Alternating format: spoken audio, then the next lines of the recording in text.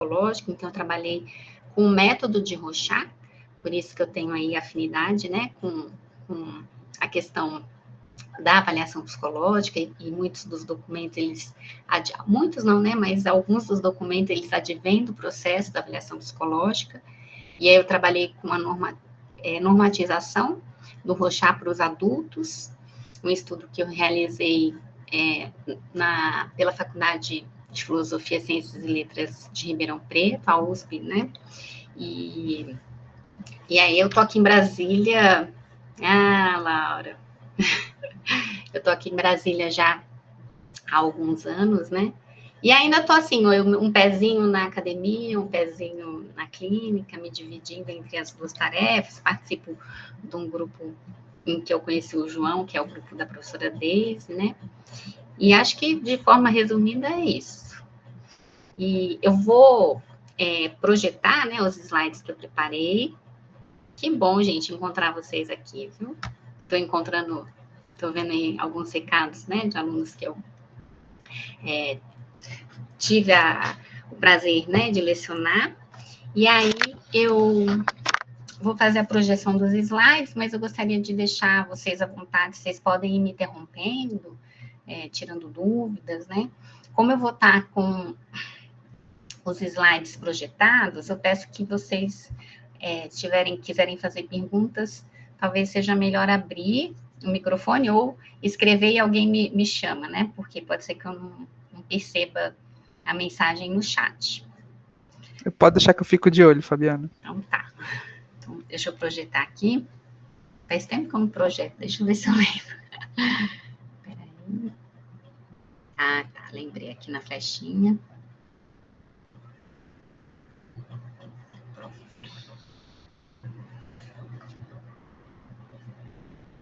Vocês estão conseguindo acompanhar? Dá para ver. Dá para ver, né?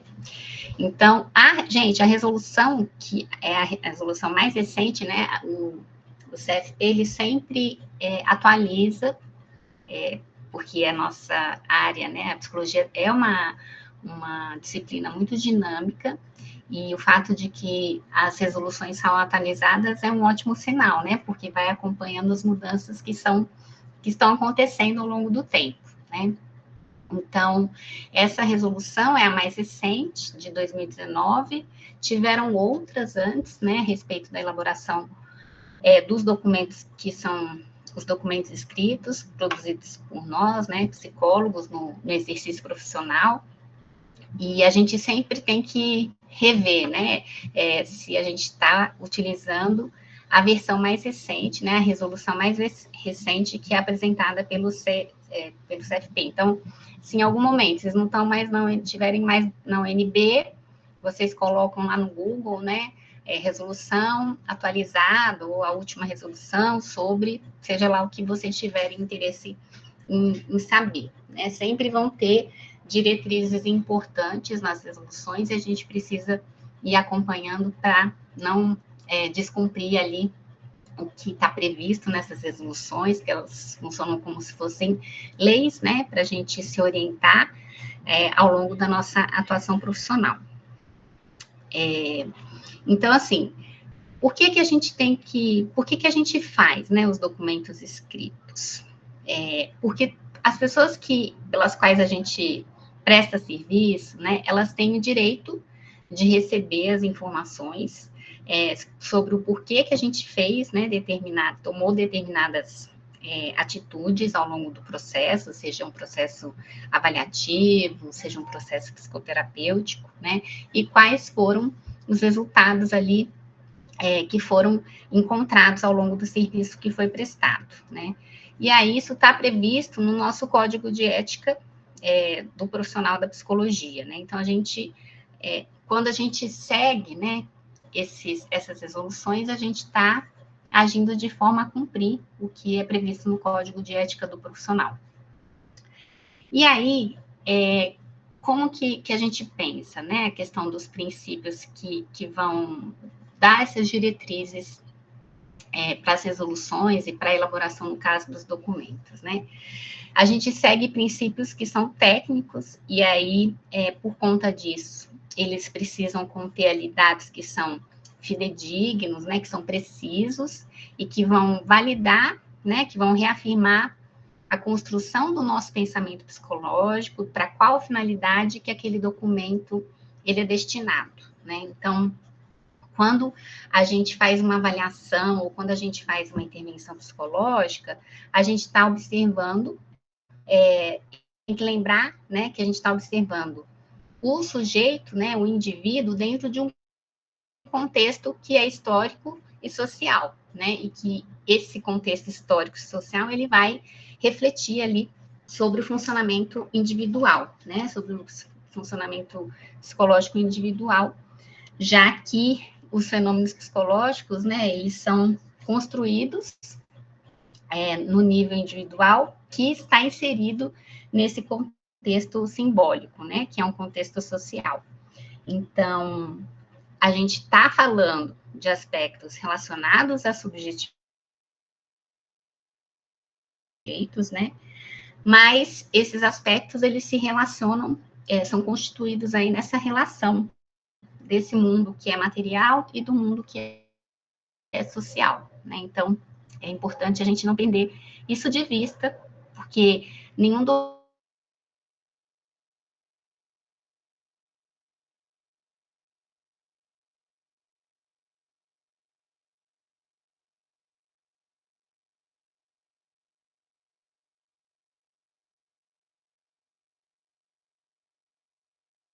importante que a gente não perca de vista. Eu só vou interromper aqui para perguntar para vocês, quem aqui já preparou ou já organizou, né, alguma forma ali de documento escrito, como foi esse processo para vocês? Se alguém já teve essa possibilidade, ou se não teve, se falar, nossa, essa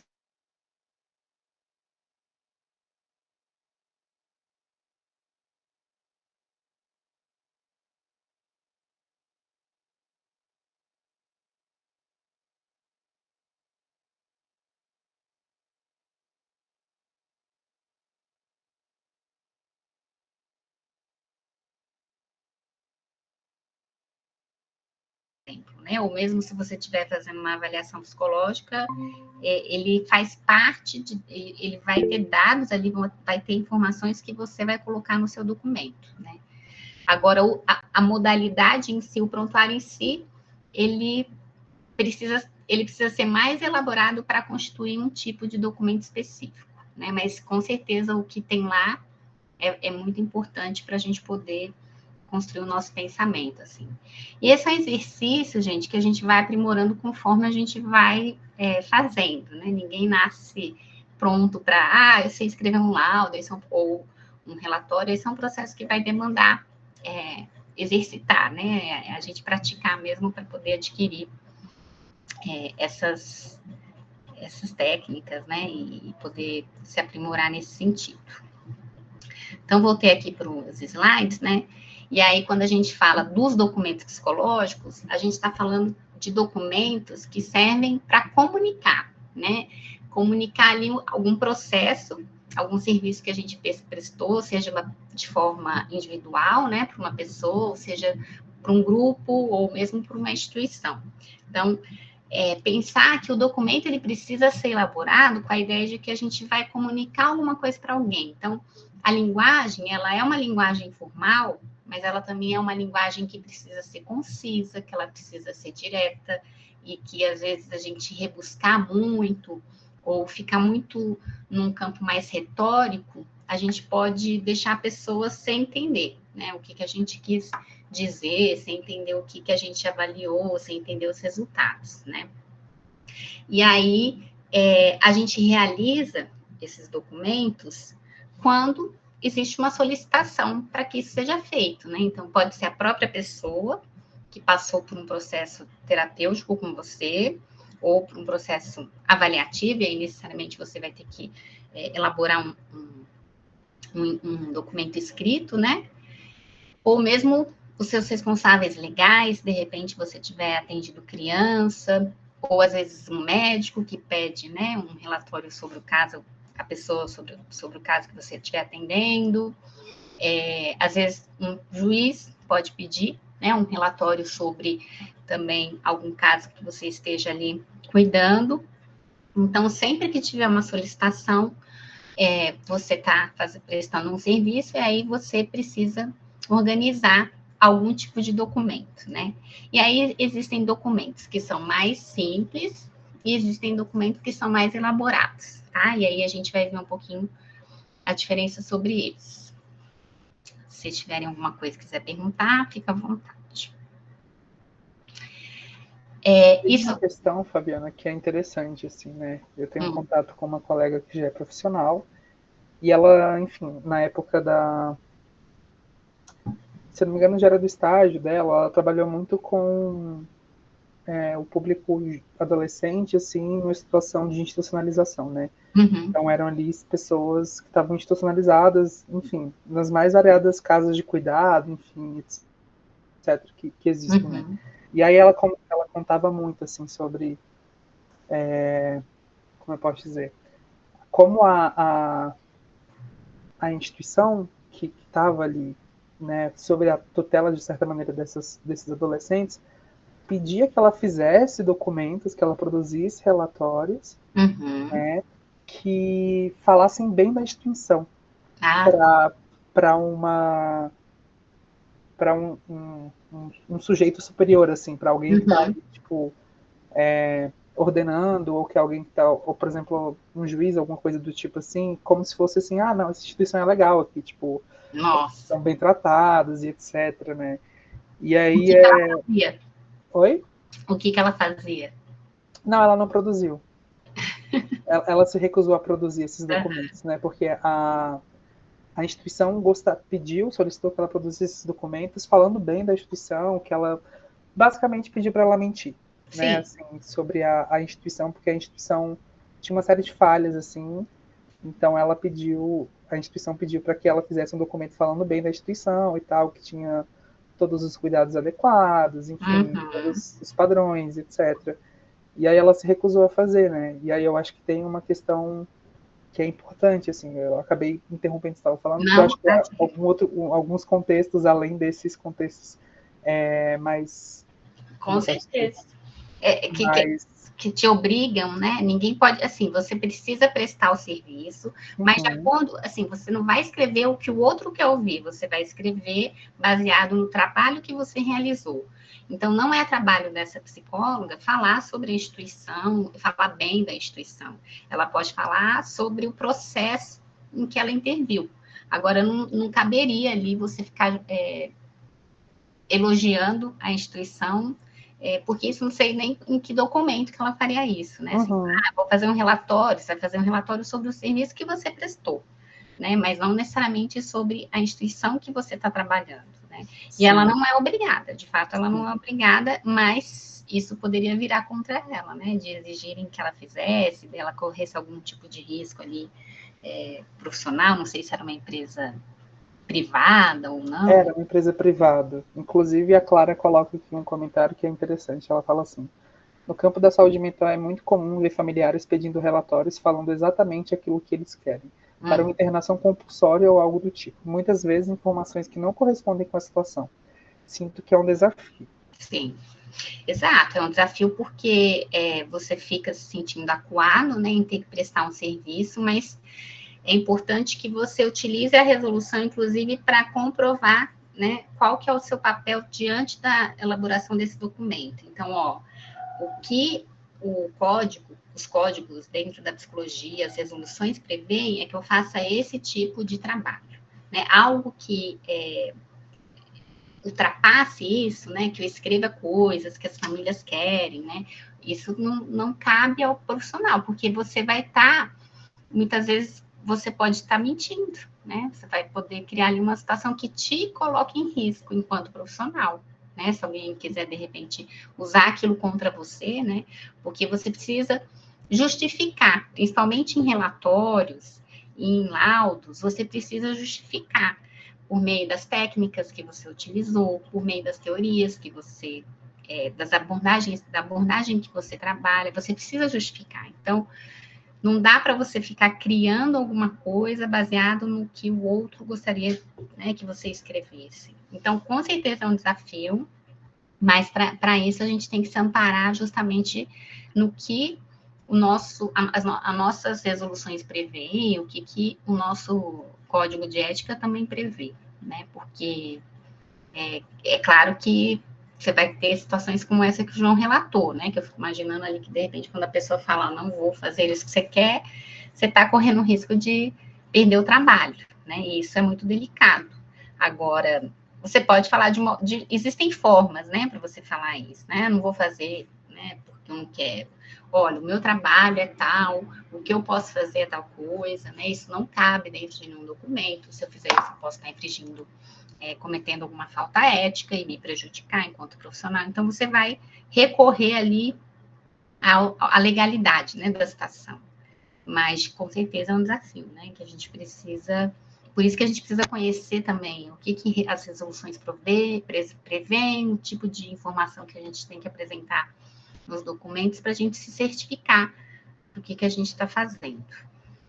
Sim, eu vou até pedir para o pessoal do chat que está participando, se vocês quiserem trazer alguma situação assim no sentido da gente conversar sobre essas situações, alguns exemplos, fiquem muito à vontade para digitar aqui no chat, e aí ao longo da oficina a Fabiana vai falando e a gente vai lendo juntos e vai comentando sobre essas situações, se cabe, se não cabe, como poderia ser feito, né? Exato. Boa. Então, vamos lá. Deixa eu continuar aqui. Então, isso eu falei para vocês, né, que quando a gente está fazendo um processo de intervenção, avaliação, quando a gente está olhando para o sujeito, a gente tem que considerar essa natureza dinâmica, que não é definitiva, que não é cristalizada, ali fechada, né, do fenômeno psicológico. Então, sempre contextualizar o momento em que você está levantando aquelas informações, né, como se a gente estivesse tirando uma fotografia, né, se você tira uma fotografia da pessoa hoje, daqui 10 anos, aquela imagem pode não corresponder exatamente ao que a pessoa enxerga, né, naquela fotografia. Então, a gente precisa contextualizar o contexto, né, contextualizar o momento em que a gente está fazendo aquela avaliação, para que isso fique mais explícito e mais também pertinente, né, com a proposta do que você escreveu. Então, a gente precisa ter muito cuidado, gente, com o sigilo profissional, né? Então, assim, principalmente porque, como o João falou, a gente escreve prontuário, e no prontuário você vai colocar coisas que a pessoa te falou, e ela te falou em situação de sigilo, né?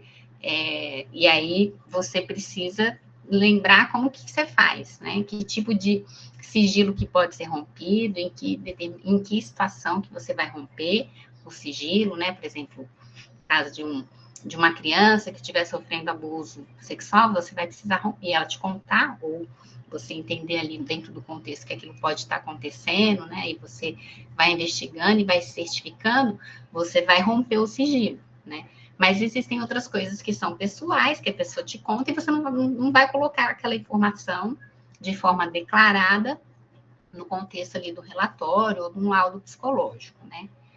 E aí, isso precisa também estar sob a gente tem que ter esses cuidados, né? Não esquecer desse tipo de situação para a gente não romper o sigilo. Então, eu já corrigi laudo, né? Em outros momentos de outras oportunidades aí docentes, já corrigi laudo que a pessoa fala, e aí o fulano falou, né? Então, e um momento mesmo para a gente não é errar, né? Mas assim, um momento para a gente talvez seja errar durante a graduação, né? Que aí você tem alguém que está ali te supervisionando, te lembrando, olha como você escreveu, olha como você expôs a pessoa para não cair nessa roubada, né? Que pode passar. Às vezes você fala, nossa, mas é uma informação tão importante. E aí a gente precisa pensar como que a gente vai colocar aquela informação, se a gente considera ela importante, sem romper o sigilo, né? E aí existem também essas questões que são mais técnicas e que implicam que toda e qualquer modalidade do documento que a gente estiver escrevendo precisa ter todas as laudas numeradas, rubricadas, da primeira até a penúltima lauda, e a nossa assinatura na última página. Então, isso tem que estar previsto ali para qualquer documento que você produzir. E aí a nossa resolução, ela fornece, né, essas diretrizes, buscando garantir ali um padrão, né, de qualidade, uma uniformização para a gente poder fazer as escritas desses documentos, né, porque senão, se a gente não tivesse essa resolução que nos orientasse, cada um ia escrever do jeito que quer, né, e aí corre o risco de produzir documentos que não são pertinentes, não deixam muito claro, então são escritos de forma muito descuidada, né, e que não atingem o seu objetivo maior, que é de comunicar a respeito do que a gente tiver compreendido sobre o sujeito, né. Então, seguir a resolução é obter essas diretrizes e também ter esse suporte, né, ético e o suporte técnico aí que ajuda a gente no processo de elaborar a nossa comunicação escrita de forma muito qualificada, né? Então, ajuda a gente a produzir textos que sejam de qualidade, né? E que não digam mais do que o que eles precisam dizer, né? E aí, tá um pouco embaçado aqui, mas depois a gente vai falar sobre cada um deles, né? Que existem esses tipos de documentos psicológicos que são a declaração, o atestado psicológico, o relatório psicológico e o relatório multiprofissional, que foi uma inovação dessa resolução, até as anteriores não previam um relatório multiprofissional. A gente tem um laudo psicológico e a gente tem um parecer psicológico. E aí cada um tem a sua especificidade, cada um tem ali o seu objetivo e por que e quando a gente produz esse tipo de documento. E é legal vocês conhecerem, olharem depois, né? Porque aqui eu tentei simplificar ao máximo o que prevê na resolução, mas a resolução, inclusive no meu último slide, eu deixo a referência que leva vocês para a resolução, né? Ela é mais completa, ela tem mais informações, né? Então, eu tentei pegar as informações mais importantes, mas sempre pode escapar alguma coisa, e é sempre bom a gente olhar, né? Então, aqui eu vou dizer sobre cada um desses tipos, né, de documentos psicológicos, mas se em algum momento vocês tiverem que fazer isso na prática profissional de vocês, é importante que vocês abram a resolução, deem uma olhada sobre o que ela vai estar falando. Eu posso disponibilizar, tá? Aí eu mando para o João e ele disponibiliza para vocês.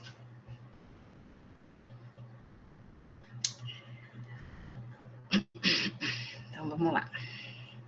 Então, aqui eu começo do mais simples, que é o mais fácil, a declaração, que ela é muito objetiva, e ela vai ser uma escrita também muito sucinta, que vai contar um pouquinho sobre o serviço que você realiza ou que está realizando, né, que você realizou ou que está realizando, para atestar, né, que de repente a pessoa realmente estava no seu consultório, no horário em que você no horário que ela diz, né, que ela estava em terapia, ou então, por exemplo, eu atendo uma criança e por algum motivo ela só pode ir no horário em que ela deveria estar na escola, né, no primeiro horário ou no último horário, né. Pode acontecer. E aí, o que você faz? A escola vai pedir, eles normalmente falam, os pais falam, eu preciso de um atestado. Porque o atestado médico é isso, né? Quando você está doente, você apresenta o atestado médico, aquilo justifica a sua ausência, por exemplo, no seu trabalho ou na faculdade. No serviço médico é assim. Na psicologia, é a declaração que faz esse papel. Então, se a gente precisa justificar, né, por que a pessoa não estava naquele horário no trabalho, então já aconteceu comigo. Esse exemplo da escola solicitar um atestado, que na verdade é uma declaração, sobre o porquê que a criança entra atrasada toda quarta-feira. E aí eu escrevo uma declaração pontuando que em determinado dia, nesse dia, no horário, desde o início lá do mês, a pessoa está em processo de psicoterapia comigo, né? Ou a mãe precisa de uma declaração para justificar o atraso dela ou a ausência dela no horário do atendimento da criança, né?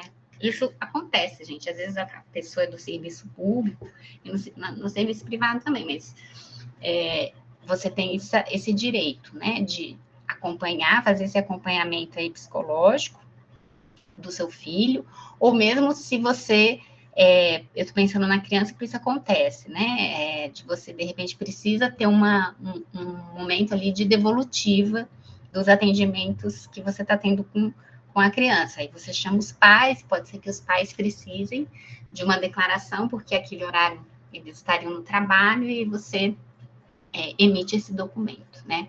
E ele é um documento muito simples, muito objetivo, e a gente não coloca ali sintoma, não fala de nenhuma situação específica, não fala sobre um estado psicológico em especial, sobre o sujeito, é realmente um documento ali para atestar essa possível ausência, essa possível necessidade desse atendimento semanal, né? E aí a gente tem uma estrutura para fazer todos os documentos, né? Alguns deles são muito parecidos, mas alguns, cada um vai ter ali a sua especificidade, né? Então, a gente sempre inicia colocando, né, lá no centro da declaração, né? E aí você vai colocar o nome da pessoa que você atendeu, qual que é a finalidade daquele atendimento, né? Por que você realiza aquele atendimento, e aí você tem que especificar nessa declaração o local, né, em que você realiza. Então, você vai pôr o endereço, vai pôr o dia da semana, vai pôr o horário e a duração do atendimento. Então, você começou há 2 semanas, você não sabe quando você vai acabar. Então, você coloca, começou no dia tal, sem data para finalizar, né, este processo. Você tem que colocar lá o dia, né, a data em que você produziu esse documento, carimbar, colocar o seu nome completo e também o seu CRP, né, e depois você assina. Então, a declaração é o documento mais tranquilo para se elaborar dentro das modalidades existentes, né, porque ela serve basicamente para dar essas informações, né, você pode fazer sempre esse paralelo com o atestado médico, né, mas no caso é a declaração que vai contar essas informações sobre esse serviço que você está prestando de uma forma muito objetiva. Fabiana, só fazendo parênteses em relação a isso, assim, que eu acho que os nossos documentos, eles têm termos muito específicos, né, enfim, que nós, quanto psicólogos ou profissionais, ou, enfim, estudantes de informação, etc., vamos aprendendo ali no dia a dia o que cada um quer dizer, qual que é a sua funcionalidade. Mas é importante também, e aí é uma coisa que eu lembro de uma aula que eu tive, assim, a professora falando, que muitas vezes, igual você falou assim, a nossa declaração é como se fosse o atestado que, enfim, os pacientes pedem para o médico, alguma coisa do tipo, né? E eu acho que esse ponto é muito importante, assim, porque ele fala justamente da gente entender qual que é a demanda que o sujeito está querendo com aquele documento, para que a gente possa entender de fato o que ele está querendo e adequar, entender qual que é o documento que ele precisa. Sim. Porque às vezes ele vai usar o termo atestado, ele fala assim, me dá um parecer aí. E aí, na verdade, não é isso que ele quer. Exato. Aí, tipo assim, cabe a você, né? Esse lugar do psicólogo perguntar, tá, mas qual que é o seu objetivo com esse documento? O que você quer fazer com ele, né? Assim, quero dizer que eu estou chegando atrasado X, ou preciso, enfim, entregar no meu trabalho para eles entenderem, enfim, a minha ausência e tal. Então me parece que está precisando de uma declaração. Exato, né? Exatamente. Você tem que fazer essa tradução, né? Porque o indivíduo ele não vai saber o nome correto, né? O que o CFP determinou ali, quais são dentro das modalidades de comunicação escrita, ele não vai saber qual documento ele quer. Então, isso que o João falou é muito pertinente, né? Você tem que estar atento para poder produzir o documento correto, né? Então, isso tem que estar no radar mesmo do profissional. Deixa eu voltar lá para a apresentação. Um segundo tipo de documento, que é o atestado psicológico, ele já é mais elaborado, mas não tanto quanto um laudo.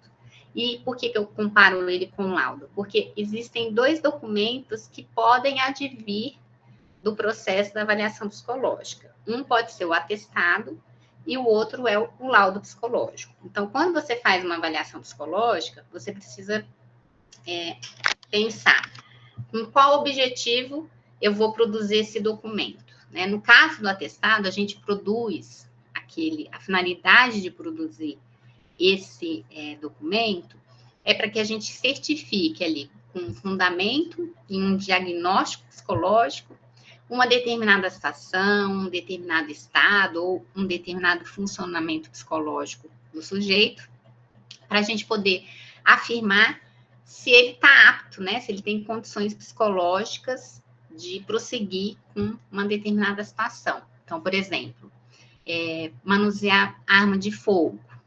Você precisa fazer uma avaliação psicológica e você vai produzir um atestado certificando que ele está apto para manusear arma de fogo, né? Ou, às vezes, precisa dirigir um veículo motorizado que tem algum tipo de exigência diferente dos veículos dos tipos lá comuns, né? De um carro ou uma moto, né? E aí você tem que, se for solicitado, né, que ele comprove que ele está apto para dirigir, esse veículo, né? Você vai fazer uma avaliação psicológica com ele para poder atestar essa aptidão do sujeito, né?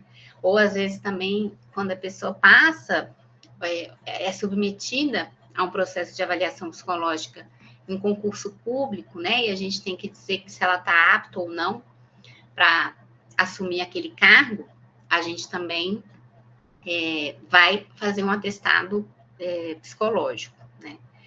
E aí o atestado, então, ele vai poder justificar quando a pessoa não está apta, né? Por que ela não está apta, quais são os impedimentos, né?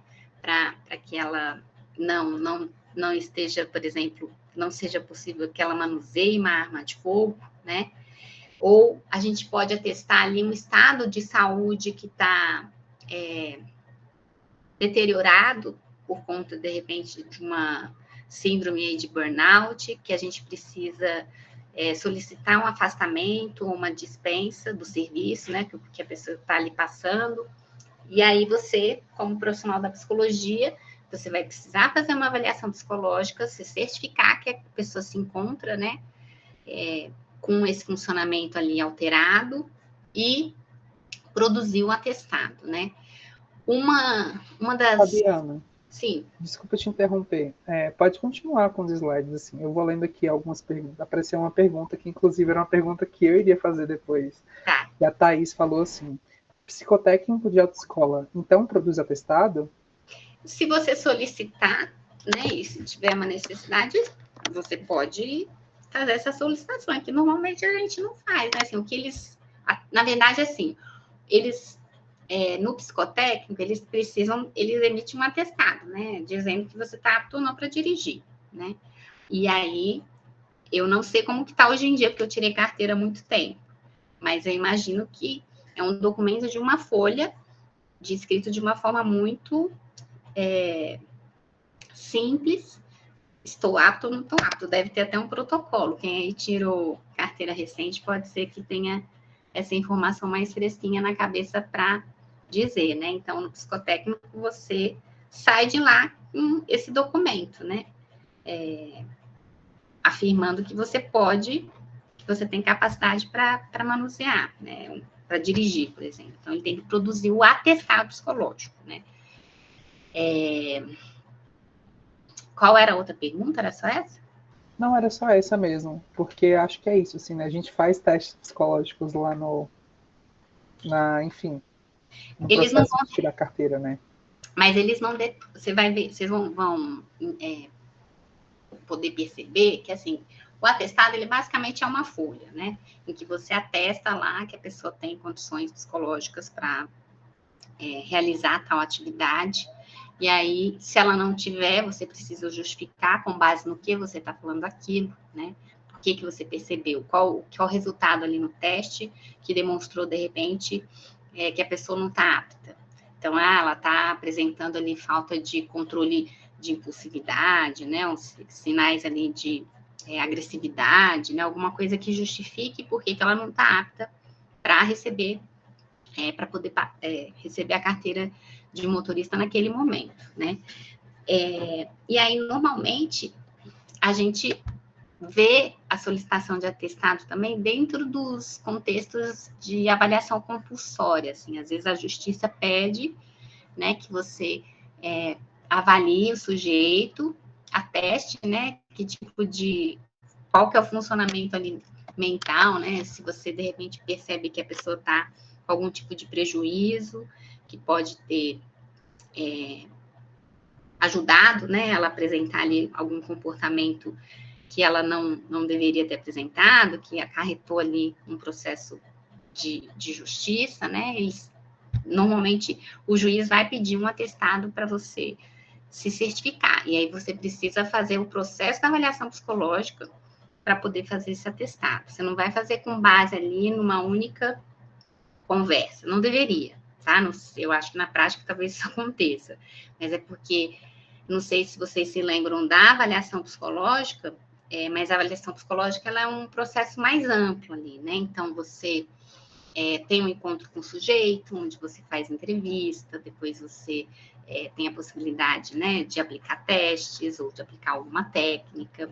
Sempre você necessariamente vai aplicar teste? Não necessariamente, né? Mas, assim, se você tiver essa habilidade, tiver aprendido, souber fazer isso, né, pode ser que o teste te ajude a entender melhor o funcionamento psíquico do indivíduo, né? E aí você produz esse documento fazendo essa certificação aí, se a pessoa está apta ou não para poder continuar, né, seguir em frente. Então, só uma pergunta. Uhum. Por exemplo, você falou que tem a diferença entre o atestado e o laudo, apesar de que os dois partem da avaliação psicológica. Uhum. Então, quer dizer que, por exemplo, fazendo uma avaliação psicológica, eu posso produzir tanto um atestado quanto o laudo, só que Sim. Um vai ser mais extenso, o outro vai ser menos extenso, Uhum. E um vai ser mais detalhado até sobre as questões psíquicas, o funcionamento psíquico, enfim, tipo, todas essas questões. E o outro vai ser mais conciso, assim, apenas pensando em termos práticos funcionais? Exato. É para você justamente, o atestado ele tem você justifica nesse atestado se tem faltas que a pessoa, né, que impossibilitam a pessoa de poder fazer algum processo ali que esteja em curso, né? Então, por exemplo, a pessoa passou foi passando nas etapas do concurso público, chegou na avaliação psicológica, ela não é aprovada, né? E aí você precisa explicar por que não, né? Então, você vai falar que ela vai estar impedida, mas você precisa justificar. E aí você pode fazer isso de uma maneira bem simples. Normalmente, em concursos públicos, por exemplo, eles querem um documento simples, porque dependendo ali do processo, podem ter vários candidatos para eles analisarem, né? E às vezes a avaliação psicológica é um requisito para a pessoa poder ir para frente, né, no processo de seletivo que ela tiver se colocado ou não, né? Uma coisa que é importante é que se você for fazer um atestado, eles dizem que se você observar que é preciso, por exemplo, um afastamento do trabalho por um período que seja superior a 15 dias, não sei se as empresas aceitam. Aí, normalmente, elas vão pedir que a pessoa faça essa avaliação no INSS, peça esse afastamento maior de mais de 15 dias pelo INSS. Mas até 15 dias, normalmente, eles aceitam ali os atestados médicos, os atestados psicológicos. Deixa eu ver aqui, tem uma mensagem. No atestado, é documento utilizado para permitir que alguém que está em cárcere saia para alguma data comemorativa, algo assim? Não sei te dizer, viu? Sobre esse caso em especial. Eu acredito que não é isso, que não é o atestado psicológico que vai indicar que a pessoa pode sair ou não para uma data comemorativa ali. Ela tem, acho que, outros requisitos a cumprir, né? O tempo que ela está na prisão e tal. Eu acho que não, tá? Mas eu não vou te dar toda a certeza do mundo, porque eu nunca vi algo nesse sentido, assim, né? Dela precisar de um atestado psicológico para poder sair numa data comemorativa. Eu acho que essas saídas, elas são mais... elas vêm de comportamento, de bom comportamento, elas vêm, às vezes, de tempo de prisão ali que você já cumpriu, né? Não necessariamente do seu estado psicológico. Até porque, gente, você não tem profissional, às vezes você não tem dentro da prisão um psicólogo, você vai ter o médico, né? E aí ele não sei se daria conta ali de fazer, de emitir todos esses tipos de documento para todas as pessoas que têm esse direito, né? Eu acho que esse direito é garantido por outros precedentes. É importante também falar que você pode, né, se você for fazer um diagnóstico psicológico, você vai poder, se você quiser, utilizar, por exemplo, o número do CID ou do DSM, né, para justificar ali o diagnóstico do paciente, né. Isso não é obrigatório, a não ser em processos legais e de justiça, onde esse número eles solicitam que você coloque, né. Basicamente, o atestado é isso, né? Vai te atestar ali se você pode conduzir as atividades que você precisa realizar ou não, né? Diante do que se coloca. Deixa eu voltar para cá, que senão eu não consigo mexer no slide. E aí a gente tem uma estrutura também que a gente precisa cumprir, então vocês não podem esquecer disso, né? De seguir as estruturas conforme os documentos que vocês estão produzindo, né? Então, a gente tem lá que colocar, né? Normalmente você coloca no centro da página, atestado psicológico, aí você coloca o nome, né, da pessoa que você avaliou, outros dados que você considera importante, idade, nível de escolaridade, né? Quem solicitou, às vezes é a própria pessoa, às vezes foi o trabalho, né? Às vezes foi um juiz. E aí você especifica se essa solicitação foi realizada pelo Poder Judiciário, ou pelas empresas, instituições públicas ou privadas, ou pelo próprio usuário, né? Você vai dizer qual que é a razão, né, de você, por que você está realizando aquele documento, né, que foi, qual que é o motivo, né, de você ter feito a avaliação que justifica a escrita desse documento. E aí você vai poder ali descrever as condições psicológicas, né, da pessoa que você avaliou, pode usar o CID ou outras classificações.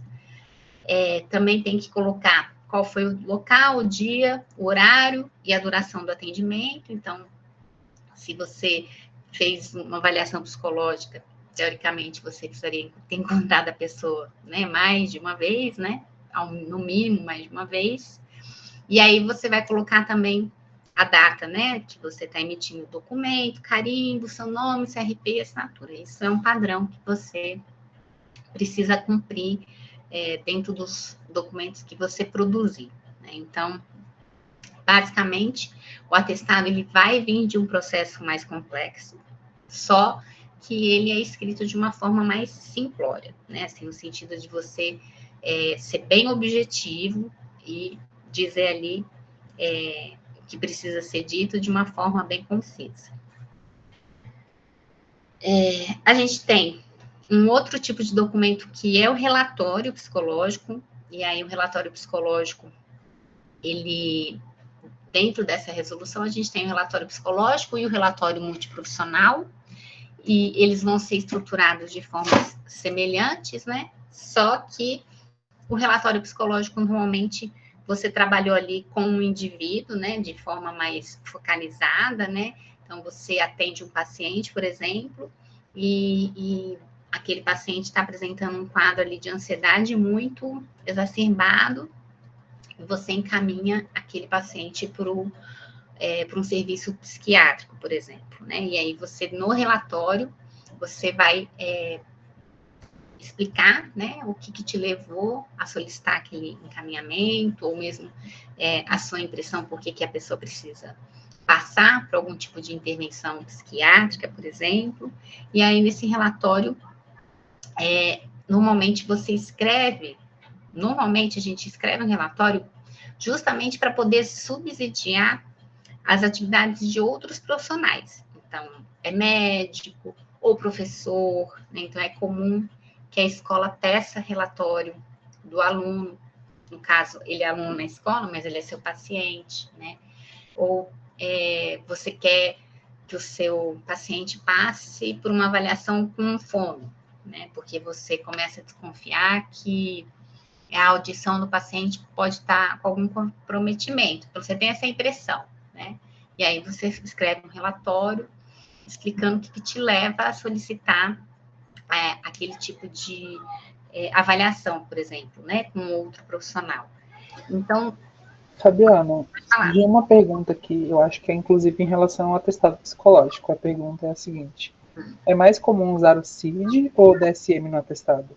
Isso fica a critério do profissional, assim, né? De qual você tenha mais afinidade. Tem gente que gosta mais de usar o CID, não tem uma regra fixa, né? Então vai depender do seu próprio interesse, assim, né? Tem gente que gosta de trabalhar mais com um manual ou com outro. Então, não tem regra em relação a isso, tá? Vou voltar lá.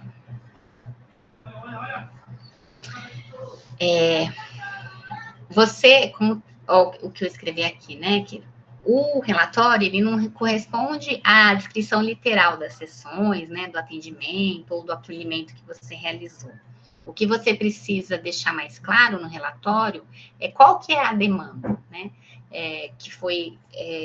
Que levou você a realizar aquele serviço, né? Quais são os procedimentos, de que forma que você trabalha, né? Qual o seu raciocínio que fez você chegar na conclusão, de repente, de que a pessoa precisa passar por uma avaliação psiquiátrica, ou que você indique ali para a escola, para o professor, né? Como que está sendo o processo de atendimento psicoterapêutico, né? Os recursos do paciente, os déficits, né? Você pode colocar baseado naquilo que você vem observando, naquilo que você vem descrevendo nos prontuários, mas sem romper o sigilo, sem fazer uma descrição literal, né? Atendendo ali a necessidade de por que você está gerando aquele documento, né? Então, você pode descrever como que aquela pessoa chegou até você, né? O que motivou a busca ali pelo processo de trabalho que você está realizando com ela, quem é essa pessoa, ou quem são essas pessoas. Normalmente, criança, a gente atende, né? A criança, mas a gente também precisa conversar com a família, né? E aí, a gente conta ali como foram, né? Se a gente teve contato com essas pessoas, e aí você vai descrever como esse processo está acontecendo, né? De uma maneira também que você não vai produzir no relatório um diagnóstico psicológico, da mesma forma como você pode produzir lá no atestado, né? Você vai mesmo descrever a sua observação, o trabalho que você está realizando, as pessoas que foram ouvidas, né, nesse processo, e por que você solicita que a pessoa seja encaminhada para um outro profissional, ou por que de repente, na escola ali, a professora te pediu aquele relatório, né, ela quer entender um pouco mais sobre o que você está observando, e aí você descreve, né, no relatório aquelas observações que sejam pertinentes e que caibam, né, a pessoa ali, ao processo que a pessoa, ao trabalho que a pessoa realiza, né? Então, pensar, bem, se eu estiver escrevendo para uma professora, o que é relevante eu colocar sobre aquele paciente, né? Ou então, se eu estiver escrevendo para um médico, o que é relevante eu colocar para que ele fique embasado sobre o trabalho que ele pode vir a realizar. Porque, às vezes, o médico, ele vai ter um encontro com a pessoa, né? E médico, a gente sabe, principalmente psiquiatra,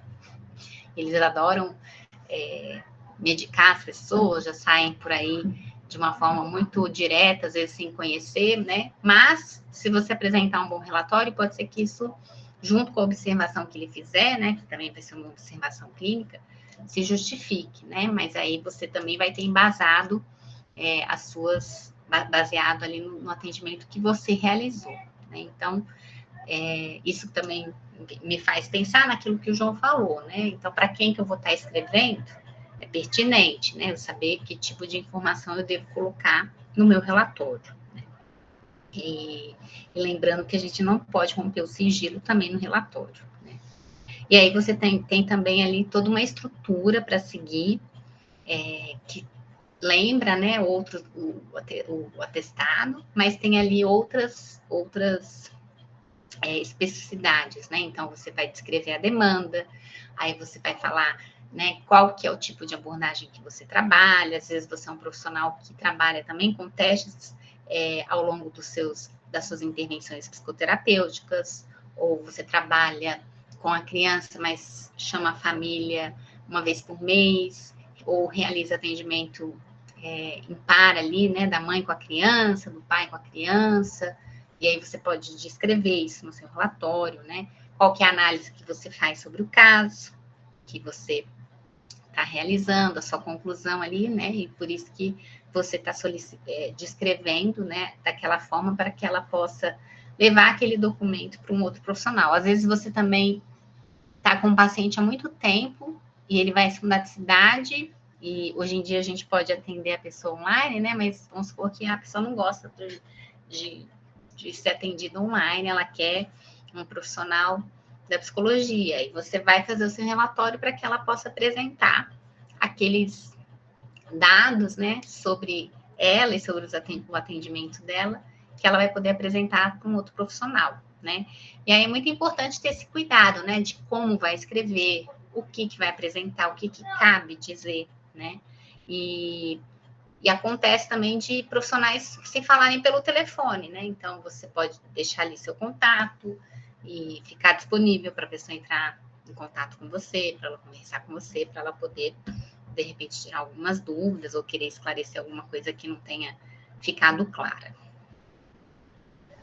Fabiana, esse relatório, inclusive, não sei se você sabe, assim, mas quando a gente faz estágio, pelo menos na UNB, mas eu acho que isso não é diferente para qualquer faculdade que ofereça psicologia e logo tenha o seu serviço escola. Uhum.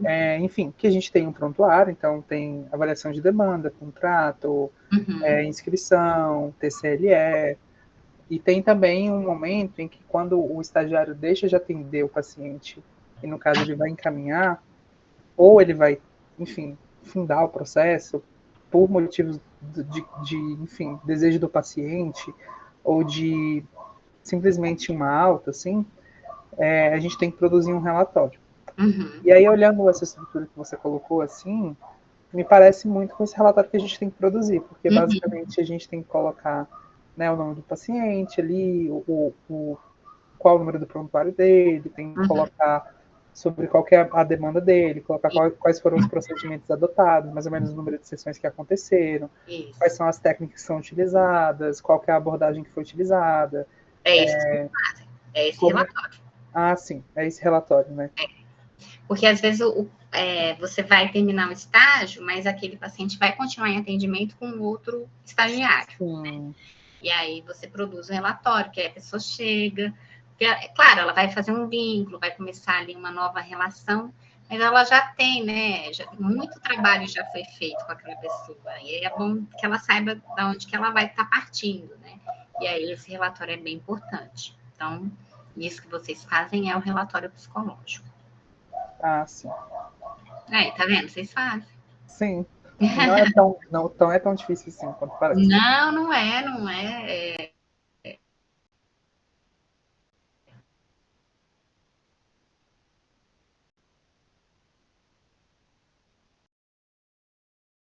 Que a gente vai praticando com o tempo é essa possibilidade de melhorar as nossas escritas, de saber o que é pertinente colocar ou não, né?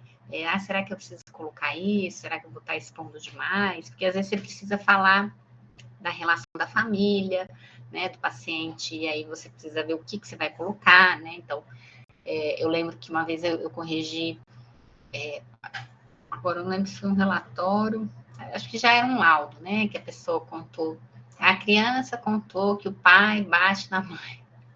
Eu acho que estava no relatório, na verdade.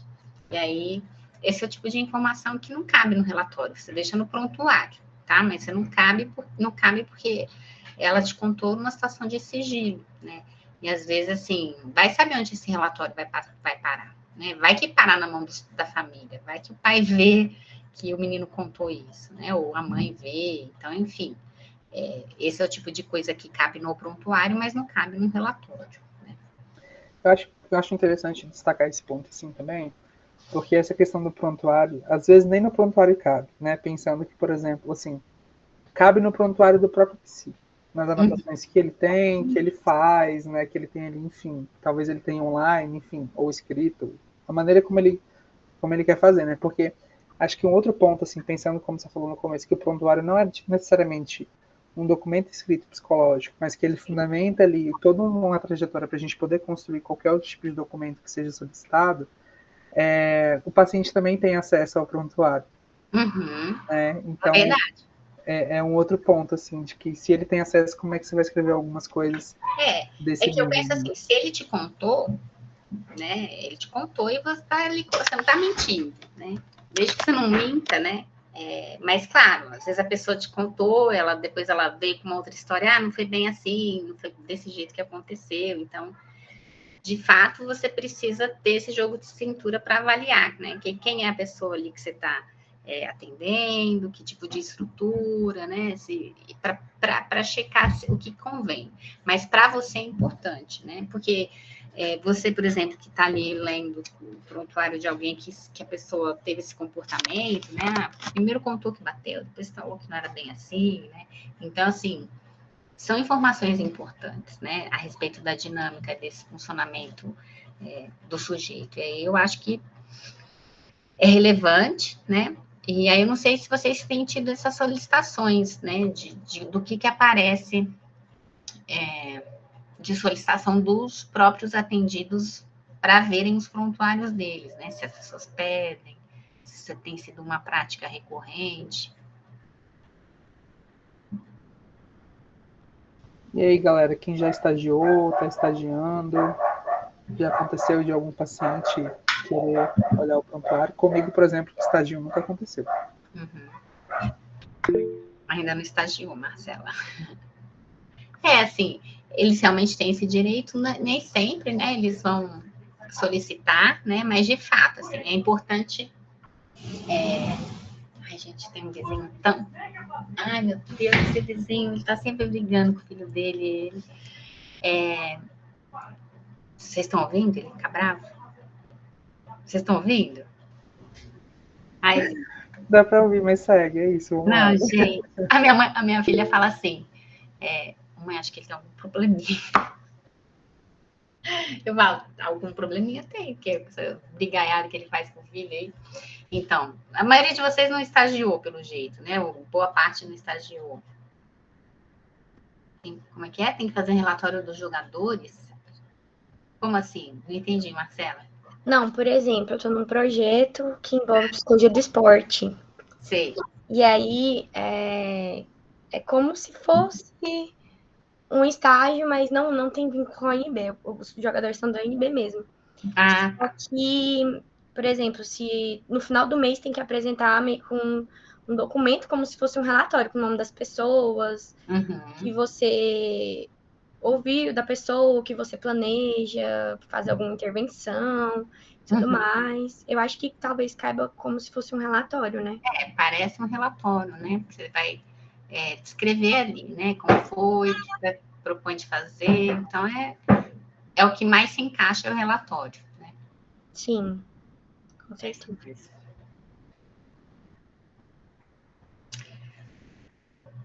O João, quanto tempo que eu tenho mesmo? Que hoje eu estou preocupada, estou estourando meu tempo.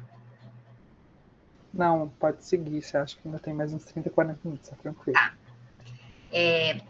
E aí é que eu coloquei, né? Que foram coisas que não apareceram antes. Então, a gente tem a descrição da demanda, e aí a gente tem os procedimentos, né? Que é justamente você apresentar o seu raciocínio técnico, que justifica esse processo aí que você está realizando no atendimento. Você vai apresentar quais são os recursos que você usou, né? O seu referencial teórico, metodológico, aquilo que fundamenta, né? Suas análises. Se você vai falar sobre a pessoa, você precisa fundamentar, né? As suas interpretações, né? As suas conclusões. E também lembrar de colocar se teve mais de uma pessoa envolvida nesse processo do trabalho, e as informações sempre ali de forma objetiva, com número de encontro, tempo de duração também do processo que você realizou. Você faz essa análise no processo do relatório, descrevendo, narrando mesmo, e analisando ali as características principais do caso, a evolução do trabalho, né? E aí você vai levar em conta justamente os seus prontuários. E aí sempre tentando pensar de uma forma assim mais integral, né? De uma maneira também mais sistêmica sobre aquilo que você colheu de informação, sobre as situações que são relacionadas, né? A demanda, a procura lá do serviço de psicoterapia, sem fazer a descrição literal das sessões, né? E também sem expor o sujeito de maneira a romper ali o código de ética. É proibido, gente, a gente fazer alguma afirmação no documento sem você justificar por que você está chegando àquela conclusão, né? Sem apresentar ali a devida sustentação, seja em fatos, seja em teorias, que reafirmem a interpretação do que você estiver afirmando, né? E sempre também apresentando essa linguagem objetiva, precisa, principalmente porque a gente está falando da natureza subjetiva, né? E a gente pode acabar dando uma viajada, escrever de uma forma que não fique muito claro para quem nos for ler, né? E a gente precisa exercitar essa forma de escrever. E aí você descreve, né, as suas conclusões a partir do que você relatou na análise, né? Sempre lembrando aí da natureza dinâmica do nosso objeto de estudo, né, os fenômenos psicológicos, e aí você pode sugerir encaminhamento ou algum tipo de orientação mais específica, ou a sugestão ali de continuidade do atendimento, acolhimento, né, que você tiver realizado, de forma a embasar todo o seu trabalho, né, o trabalho que você realizou durante o processo de intervenção. Além do relatório psicológico, gente, a gente tem um relatório que é o relatório multiprofissional, que é uma inovação dessa resolução. Então, ela advém justamente de um trabalho que ele acontece de forma interdisciplinar, né? Então, você trabalha num CAPS, por exemplo, ou você trabalha no judiciário e lá você tem assistente social e vocês fazem visitas domiciliares juntos. E cada profissional tem uma escuta, né, para aquilo que aquilo que diz respeito à sua atuação, né? E aí você pode produzir um único documento, que é o relatório multiprofissional. Esses documentos do judiciário, antes eles chamavam de relatório psicossocial, né? Porque teria ali o trabalho dos dois, do psicólogo, do assistente social, e hoje chama de relatório multiprofissional, mas em outros contextos também a gente pode utilizar, né? Como no CAPS, como eu falei para vocês, ou em outro tipo de serviços que tenham ali outros profissionais que atendem o mesmo grupo, o mesmo indivíduo. E aí a gente tem que colocar as informações que são pertinentes à nossa área, né? Então, você vai escrever de forma conjunta, mas sempre lembrando de especificar aquilo que diz respeito à escuta que você realizou, né? Lembrando também de que você está, por mais que esteja construindo um relatório multiprofissional, pode ser que você tenha tido contato individualizado, que o sujeito falou de alguma coisa especificamente só para você, e que, se puder, né, se a gente não tiver que romper o sigilo, se não for nenhuma situação que a gente precise romper o sigilo, a gente precisa, aquela informação não vai poder aparecer nesse relatório aí desses diferentes profissionais. Vocês já conheciam esse tipo de relatório? O que vocês acham sobre ele? Eu acho que deve ser um desafio, né? Eu nunca realizei relatório multiprofissional, mas acho que também é uma prática, né? tudo é um desafio, mas é uma prática também, assim, de você, de repente, ter que escrever informações que você observou, que o outro observou, num só tipo de linguagem, né? Então, eu acho que ele deve ser desafiador por você ter que criar um único documento que dê conta de atender essas diferentes escutas, né? E sem ultrapassar ali o que você vai estar afirmando que não diz respeito ao seu trabalho ou outro profissional, né? Mas também eles são muitas vezes solicitados. No contexto judiciário é muito solicitado, né? O relatório psicossocial, que é esse único relatório com o trabalho dos dois profissionais. E aí você tem que deixar claro ali qual que é, como foi a sua atuação, né? O que você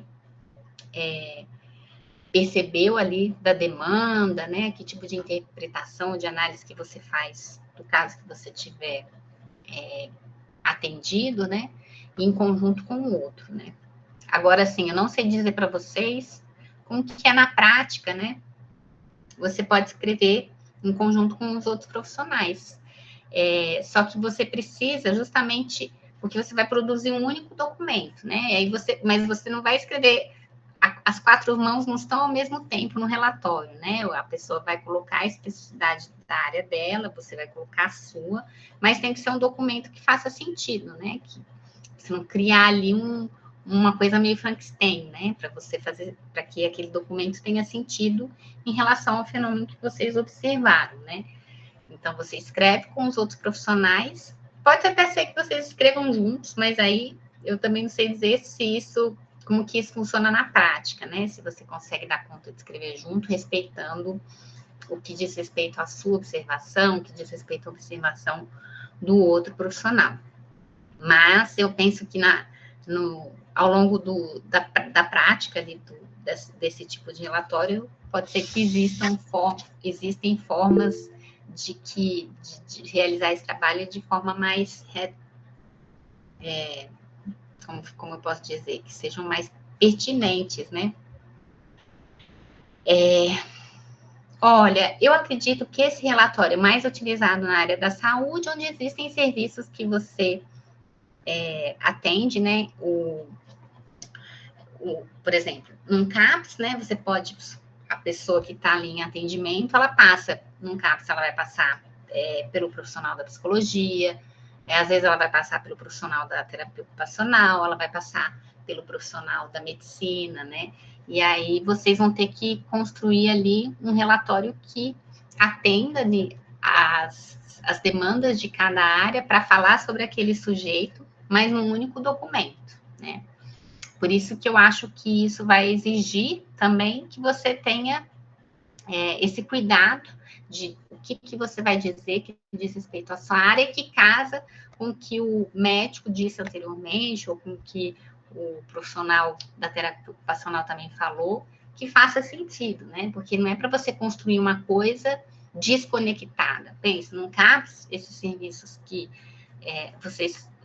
que os profissionais realizam, eles fazem um trabalho conjunto de estudar o caso, de pensar sobre ele, cada um ali tem uma atuação específica, cada um contribui de uma determinada forma. Então, na hora de construir um relatório, isso também tem que casar, né? Então, normalmente, em serviços que existam profissionais de diferentes disciplinas, atendendo ali o mesmo conjunto de pessoas, ou o mesmo sócio, um indivíduo, né? E também no quesito ali do contexto judiciário, né? Em que às vezes você precisa, você vai junto com o assistente social, visitar uma família, ou você vai visitar um adolescente lá que está cumprindo uma medida socioeducativa. Vai depender dos profissionais envolvidos no trabalho, né? Que normalmente no contexto judicial, no mínimo esses dois, né? Eles vão fazer parte desses processos. E em contexto de saúde, normalmente a gente tem mais. Alguém aqui já teve experiência de estagiar em serviços multidisciplinares?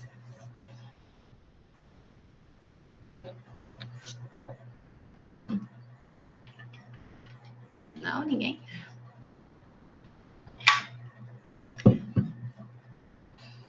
Vamos ver a pergunta da Thais. Em escolas, quando tem algum aluno com deficiência, tem um documento que o psicólogo escolar tem que fazer para dar orientação de quantos alunos no máximo pode ter na sala daquele estudante. Esse seria um relatório psicológico ou outro documento? Ó, depende muito do contexto ali que a gente estiver pensando, né? Estou pensando assim, no contexto das escolas públicas, por exemplo, a gente tem muito pouco profissional da psicologia para atender todas as escolas públicas do DF, por exemplo, né? Então, eu acho que dificilmente o profissional passa em todas as escolas para fazer esse tipo de orientação. Pode ser que a diretoria chame, né, solicite, mas normalmente isso já está meio preconizado na própria legislação educacional, porque existem regras, né, para o atendimento da criança com deficiência. Então, por exemplo, se eu não me engano, se você tem uma criança que tem um laudo e apresenta uma deficiência, ela vai ter que estar dentro de uma sala de aula com um número menor de pessoas. Então, numa sala em que, teoricamente, você não tem uma criança com deficiência, você pode ter até 25, 30 alunos. E numa sala em que você tem a criança com deficiência, você, teoricamente, eu não sei se também funciona assim na prática, você vai ter uma sala de aula com um número menor de alunos, né? Porque você vai ter um professor para lidar com todos os alunos, inclusive o aluno que tem algum tipo de deficiência que pode ter uma demanda mais específica, né? Então, eu acho, Thaís, que na prática não funciona exatamente por meio do relatório ou de algum documento do psicólogo. É mais pela realidade ali da escola mesmo, né? Do que ela é capaz, de como ela é capaz de se organizar. Mas, se eu não me engano, faz parte da legislação das leis aí educacionais que vão orientar, né, como deve ser feito o atendimento da criança que tem deficiência dentro do ensino regular, tá?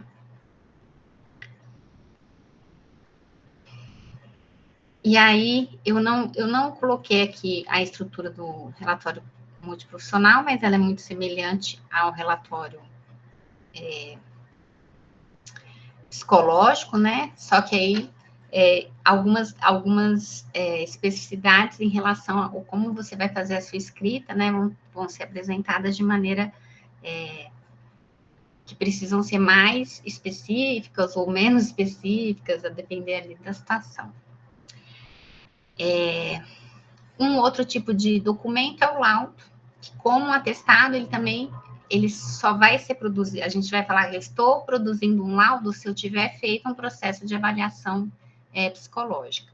Então, toda vez que eu que eu realizar uma avaliação psicológica, eu preciso ver qual que é o meu objetivo. Eu preciso atestar se a pessoa está apta ou não para poder conduzir um veículo, ou eu preciso entender o funcionamento daquela pessoa, o seu dinamismo aí psíquico, eu preciso entender alguma questão relacionada, às vezes, à criança que está ali com uma dificuldade ou de aprendizagem, ou com sintomas, sinais ali de agressividade, ou um sujeito que, de repente, pode estar passando por um processo ali de depressão. Vai depender muito da demanda, né? Normalmente, ele vai acontecer quando que a gente produz, né, o laudo psicológico. Então, nos estágios de avaliação psicológica, quando você faz a avaliação psicológica, você precisa produzir um laudo psicológico, né, porque você vai ter feito um processo mais amplo, alguns atendimentos ali, né, você vai ter feito a entrevista, normalmente você vai aplicar algum teste, e aí depois você vai precisar corrigir todos aqueles testes que você aplicou, integrar todas as informações, né, desde aquelas que você conseguiu na entrevista, com a história de vida da pessoa, ou com dados de anamnese, e aí você vai precisar relacionar tudo isso para construir o seu laudo psicológico, né? Então, diferente do atestado, que também vem da avaliação psicológica, ele vai ser um documento mais complexo, ele vai ser um documento mais extenso.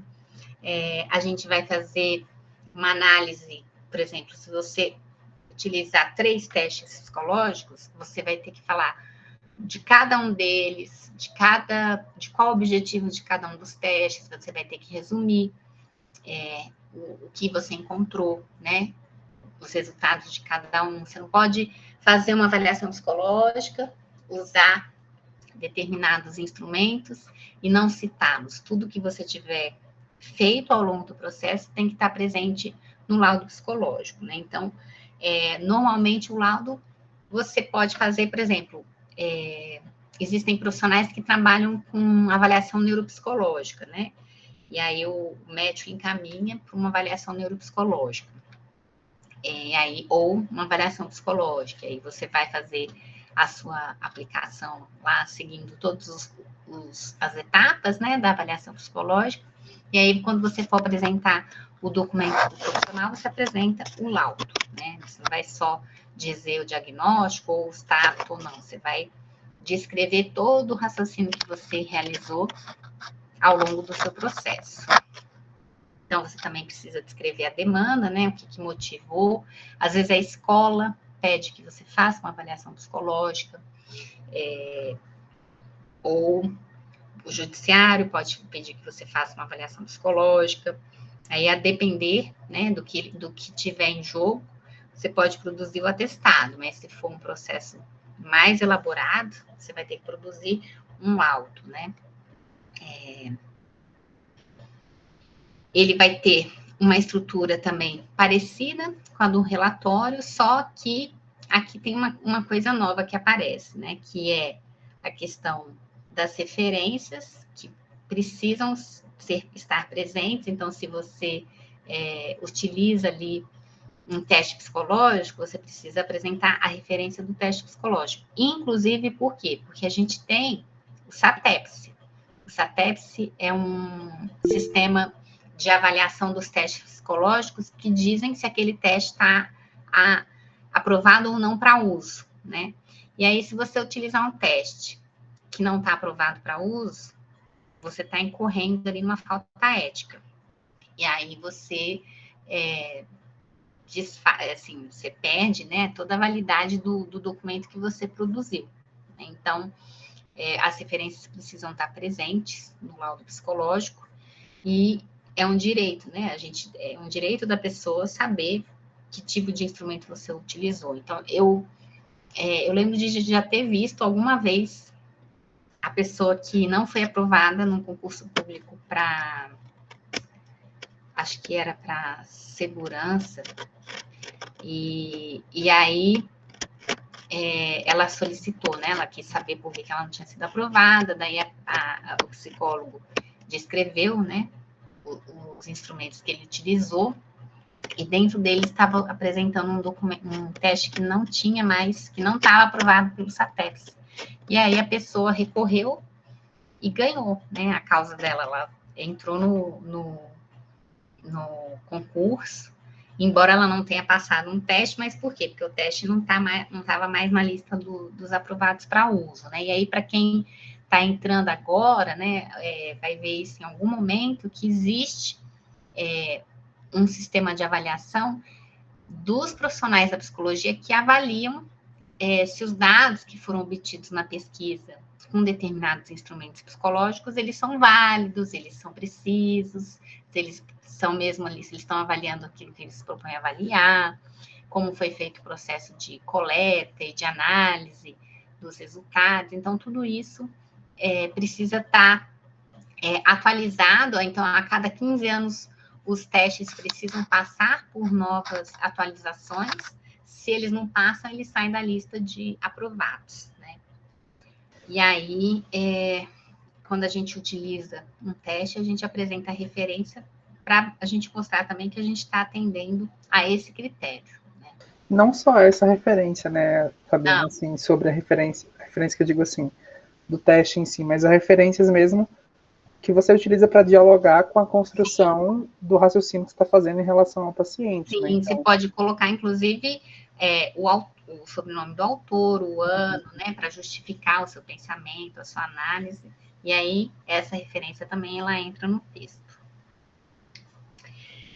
Eu também coloquei aqui, né, que esses procedimentos, eles precisam estar presentes para que a gente possa justamente certificar, né, as análises e as interpretações e as conclusões que a gente vem a tirar do caso, né? Então, se você está avaliando, por exemplo, se a pessoa está apresentando um grau de depressão, e aí você resolve fazer um teste de inteligência. Tá, pode ser pertinente fazer um teste de inteligência, mas você precisa justificar, né? Que você quer ver o quê? Se ela está com aspectos da cognição preservados, porque às vezes um grau de depressão muito profundo, ele atrapalha o pensamento, né, do sujeito.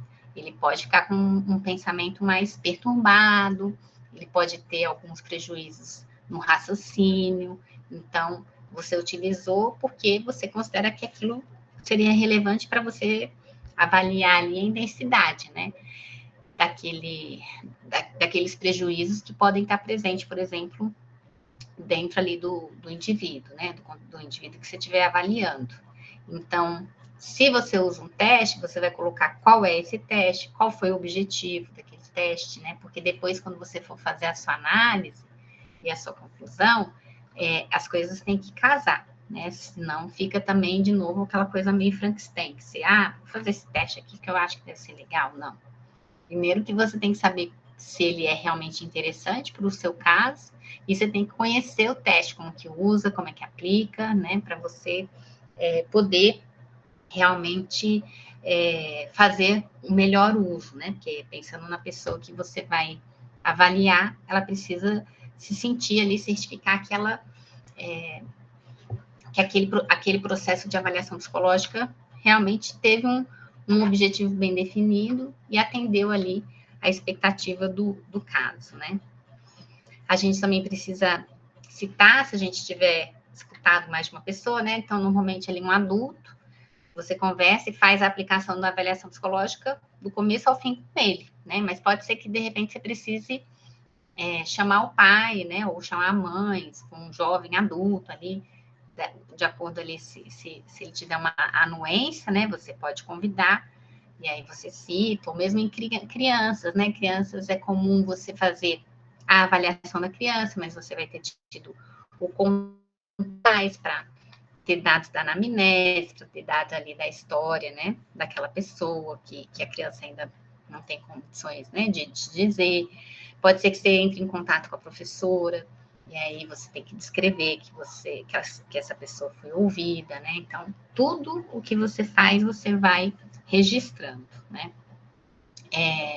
Também escrever de forma ali metódica, né, mas com objetividade, com coerência, né, e sempre relacionando o que você colheu com as informações que são pertinentes, né, à demanda da avaliação psicológica, respeitando também a fundamentação teórica, né, daquele instrumental técnico que você tiver utilizado. Então, por que você usou uma anamnese, que tipo de entrevista que você fez, uma entrevista que foi fechada, ou foi uma entrevista aberta, né, se foi uma entrevista que deu espaço ali para a pessoa poder falar mais, né, a respeito daquilo que ela estava incomodando, estava gerando ali mal-estar, né,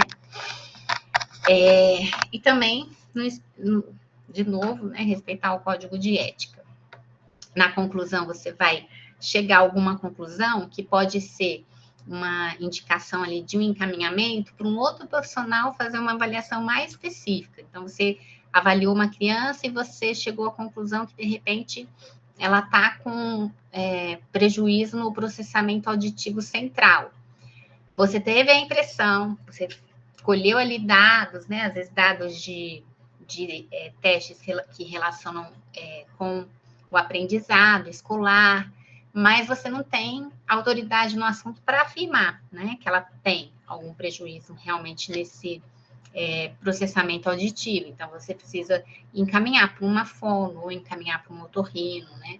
Ou você pode fazer ali um diagnóstico, ressaltar a questão de ter mesmo um quadro de depressão, apresentar algum transtorno de ansiedade, por exemplo. Ou você pode sugerir uma hipótese diagnóstica. Você não tem certeza, mas você teve a impressão, assim, pelo conjunto da obra, que pode ser, de fato, um transtorno depressivo. E aí você solicita a avaliação clínica do médico para ele poder reafirmar ou não, né, essa sua impressão. E você também pode indicar, né, às vezes é comum, gente, normalmente eu até falei isso numa das aulas que eu dei, que quando a gente atende criança, muitas vezes acontece, claro, tem crianças ali que estão passando por dificuldades individuais, mas assim, normalmente as crianças, elas estão inseridas dentro de um contexto familiar que também tem muito probabilidade da própria família ser acompanhada no processo terapêutico, né? Para o bem, assim, da evolução do caso da criança. Então, a gente tem esse direito, né, de fazer essa solicitação, essa indicação, por exemplo, né? Se a pessoa vai fazer ou não, a gente não sabe, mas cabe a nós escrever o que a gente considera que vai ser mais apropriado para a pessoa que a gente avaliou. E aqui tem uma observação que também cabe para o relatório, né, que é facultado a nós, psicólogos, destacar lá no finalzinho do laudo, depois que fez a conclusão, depois que colocou as referências, antes de você colocar sua assinatura, você pode falar que, escrever lá que esse documento pode ser utilizado para fins diferentes do apontado no item de identificação, que é quando você apresenta a finalidade daquela avaliação, que esse documento ele possui caráter sigiloso, que se trata de um documento extrajudicial, então, ou seja, né, não foi um juiz que pediu para você fazer aquilo, foi uma própria escola, ou outro profissional, né, da saúde, ou a própria pessoa que chega com essa demanda, sabe que você faz avaliação psicológica, mas aquilo não pode ser usado, por exemplo, na justiça, né, aquelas informações não vão poder ser usadas na justiça, se essa solicitação não partiu de um juiz, por exemplo, né? E aí você colocar essa escrita pode ser importante para você se proteger, né? Para que, de repente, você não seja chamado para responder alguma questão num processo, né? E aí você pode colocar essa informação para resguardar também a sua segurança enquanto profissional. E aqui, gente, eles falam, né, que normalmente, né, é esperado que a gente faça uma entrevista devolutiva na avaliação psicológica. E o que é que a gente precisa apresentar na entrevista devolutiva? A gente vai devolver, né, para a pessoa que a gente atendeu o que a gente observou. E aí a gente, basicamente, o que a gente condensou no laudo, a gente vai conversar com a pessoa, né? Então, no estágio que eu supervisionei, eu pedia para os alunos, né, conversarem um pouco com a pessoa que elas estavam fazendo a devolutiva, entregarem o laudo para a pessoa, pedir para a pessoa ler, perguntar se ela tem alguma dúvida, né, e aí se certificar de que as coisas ficaram claras, né, porque é um momento ali em que você está fazendo, você está sendo, né, agindo ali de uma forma ética, né, que você vai poder discutir e dizer por que você chegou àquelas conclusões, né? Porque você não vai expor a pessoa ali, de repente, se imagina, você encontra um dado que aponta ali quase um grau de deficiência intelectual, né? E aí você vai ter escrito isso no laudo. Você precisa conversar com a pessoa sobre isso, né? E aí, primeiro ter certeza que aquele resultado ali, ele faz sentido com a história e com tudo mais, né? Para poder conversar com a pessoa a respeito disso. Né? Então, você entrega o laudo numa entrevista devolutiva, mas você não vai só entregar o laudo, né? Você vai conversar com a pessoa a respeito do processo que você realizou. Para qualquer situação, né? Uma situação mais assim, delicada, ou outras situações que, mas normalmente na psicologia é sempre delicado. A gente também pode usar o CID ou o DSM, né? Sempre pegando ali as versões mais atuais e colocar as referências, né? Que ela é uma obrigatoriedade a gente apresentar as fontes científicas, né? Ou referências bibliográficas. Eles pedem que isso seja feito preferencialmente em nota de rodapé, né? Então, lá no final, você coloca a nota de rodapé com os instrumentos que você usou e outras citações que você tiver realizado. Deixa eu parar um pouquinho só para saber aqui Tá tudo bem? A gente está acabando, gente.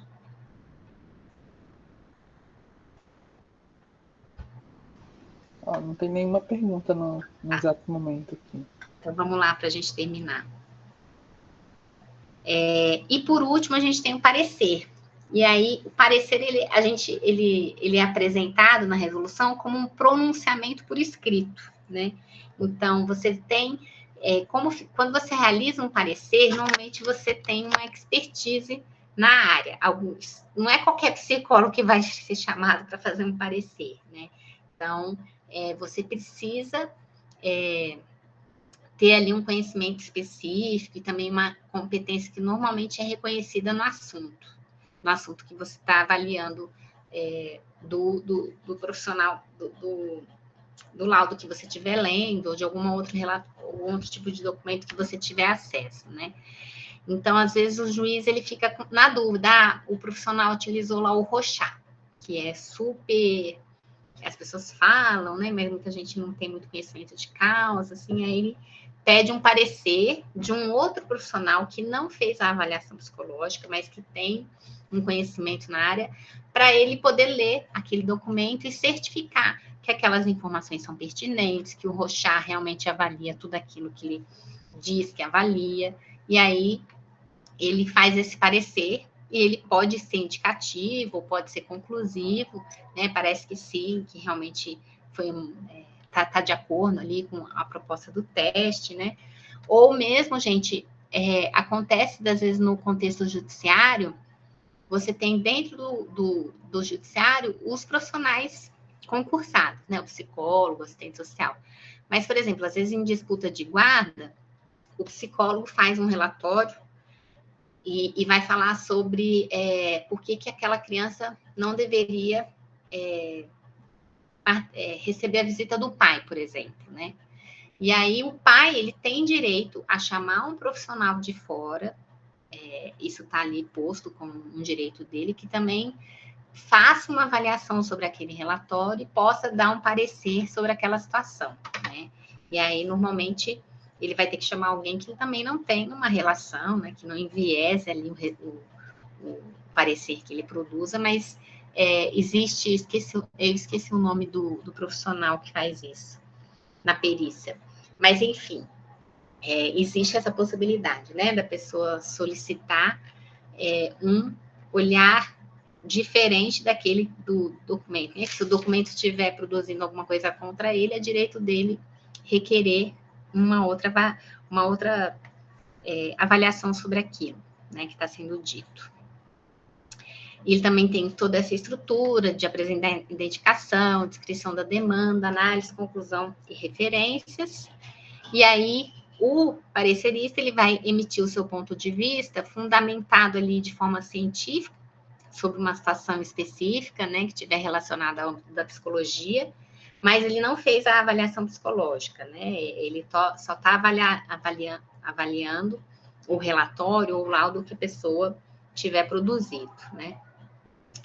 E aí, por exemplo, com o ROCHA, a gente tem muitos profissionais da psicologia aqui no Brasil que são, né, que tem um conhecimento, uma expertise, né, no processo. Então, teriam muitas pessoas competentes para serem chamadas para serem pareceristas. E aqui, gente, eu coloquei isso aqui, mas depois eu acho que para não estender, só para lembrar vocês que todos os nossos documentos produzidos, né, a gente sempre, por exemplo, no laudo, a gente pede para a pessoa, a gente entrega 2 vias, né, para a pessoa assinar, ela fica com uma via, a gente fica com outra, é uma forma de comprovar que a gente fez o laudo, que a gente fez a devolutiva, né, que é um direito ali da pessoa.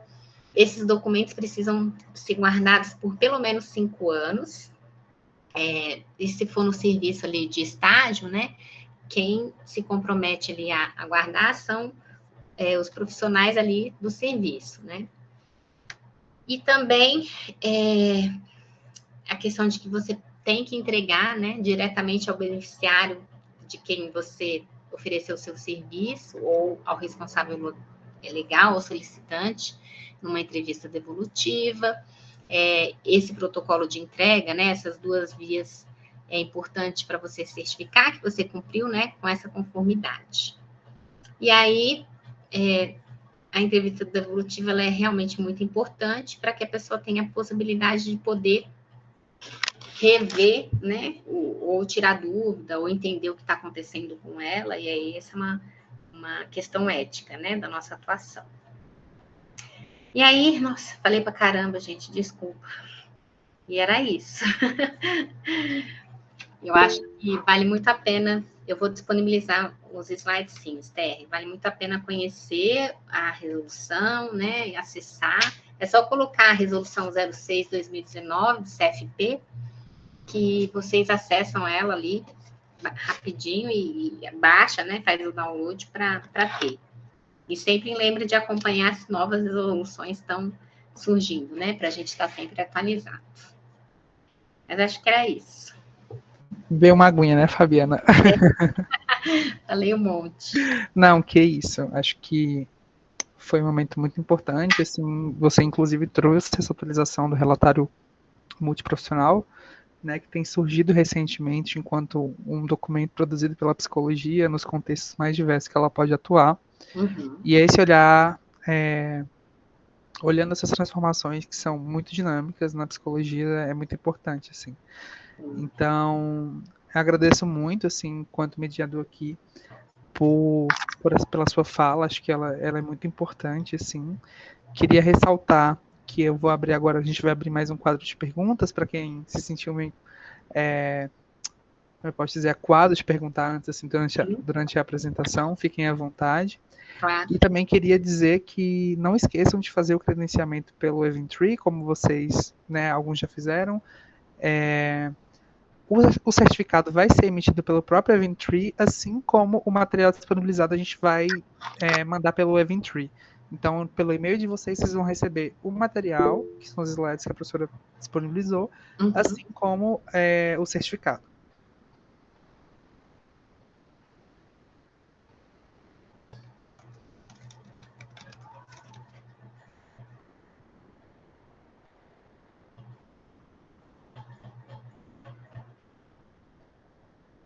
É muita informação, né, gente? Mas acho que, pelo menos assim, vocês vão saber da onde vocês vão partir, para onde vocês querem chegar, né? Mas entender que tem toda essa gama aí de possibilidades é importante, né? Porque vocês podem serem colocados em alguma situação em que vocês precisem produzir esses documentos, e aí tem que saber, né? Por onde começar.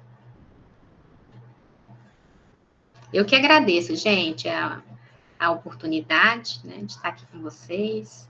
E que bom que vocês gostaram do assunto, porque resolução é um trem meio chato, assim, de ficar, vocês, né, falando, mas enfim, não tinha como eu fugir da resolução, né, não posso inventar nada.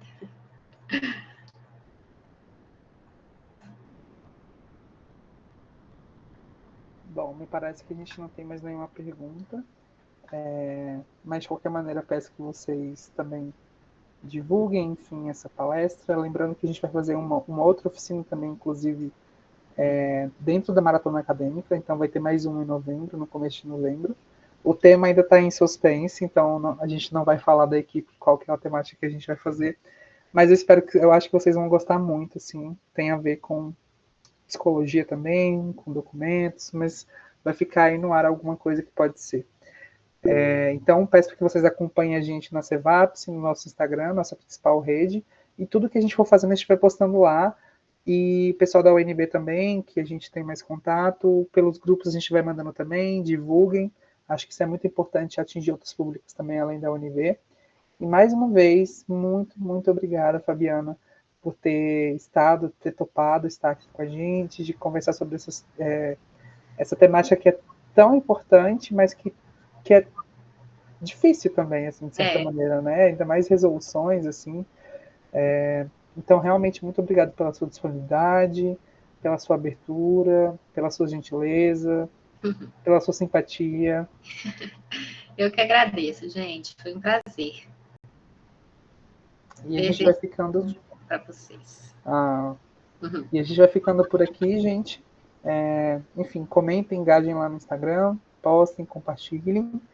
E até a próxima oficina, que está em breve, está chegando por aí.